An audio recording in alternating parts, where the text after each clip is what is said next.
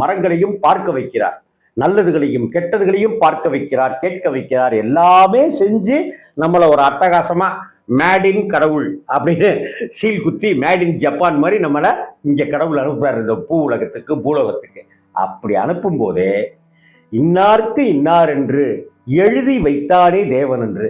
இந்த வார்த்தை எவ்வளவு அழகான வார்த்தை. இன்னார்க்கு இன்னார் என்று எழுதி வைத்தானே தேவன் என்று. அப்படின்னா இன்னாருக்கு இன்னார்னா நம்ம எல்லாம் என்ன நினைச்சிட்டு இருக்கிறோம், கணவனுக்கு மனைவி, ஒரு ஆம்பளைக்கு ஒரு பொம்பளை அப்படின்னு நினைச்சிட்டு இருக்கிறோம். இன்னாருக்கு இன்னார், இது பக்கத்து வீட்டுக்காரரா இருக்கலாம், எதிர் வீட்டுக்காரரா இருக்கலாம், முக்கியமா குருநாதராகும்.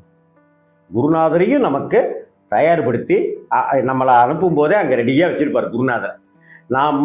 நம்மளுடைய நடத்தைகள், நம்மளுடைய செயல்கள், நம்மளுடைய சிந்தனைகள் எல்லாமே குருவை கவர்ந்து, குரு நாம இரும்பா வெறும்